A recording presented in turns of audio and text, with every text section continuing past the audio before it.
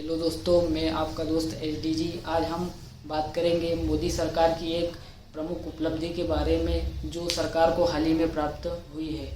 दरअसल बीते दिनों भारत सरकार व ईरान सरकार के मध्य एक महत्वपूर्ण समझौता संपन्न हुआ है, जिसके तहत ईरान सरकार ने भारत सरकार को अगले 10 वर्षों के लिए अपने चाबहार बंदरगाह का नियंत्रण सौंपा है।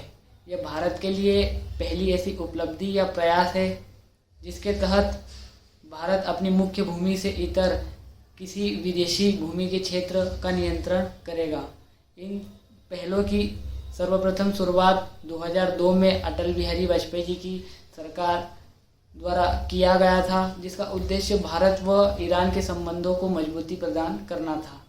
चाबहार का नियंत्रण 2016 में ईरान सरकार ने भारत सरकार को सौंपा था, परंतु इसमें एक शर्त यह थी कि प्रतिवर्ष सरकार को इसका नवीनीकरण कराना पड़ता था, जिसके तहत सरकार कहीं न कहीं दुविधा में रहती थी कि इसका नियंत्रण किया जाए या न किया जाए, क्योंकि सरकार जो भी पॉलिसीज़ बनाती थी उसका ठीक ढंग से इम्प्लीमेंटेशन नहीं हो पाता था। परंतु अब जब सरकार को इसका दीर्घकालिक रूप से नियंत्रण मिल चुका है, तो सरकार अब अपनी जो भी पॉलिसीज़ बनाएगी उसका ठीक ढंग से क्रियान्वयन हो पाएगा।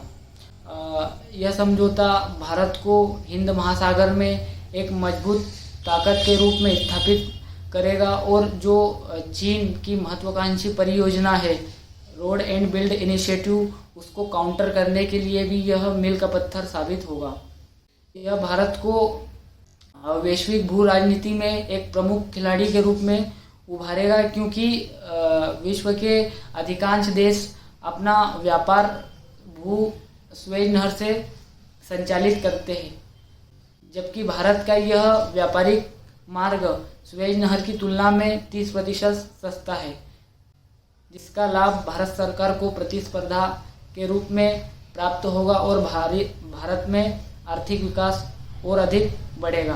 भारत अपने आर्थिक विकास को बढ़ाने व निवेश को बढ़ाने के लिए मध्य एशिया के देशों के साथ अपने व्यापार को और अधिक मजबूत कर सकता है, क्योंकि वर्तमान में भारत का मध्य एशिया के देशों के साथ आनुपातिक रूप से व्यापार बहुत ही कम है।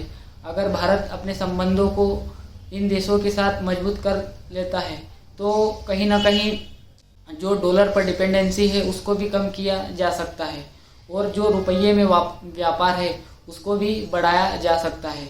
अब सरकार इन देशों के साथ संबंध अच्छे करने के लिए यहाँ पर सरकार को एक बेहतर लॉजिस्टिक नीति बनानी होगी, जिससे भारत के संबंध खाड़ी देशों, यूरोप और मध्य एशिया के साथ अच्छे बन सके। इसीलिए सरकार को एक बेहतर नीति का निर्माण करना चाहिए।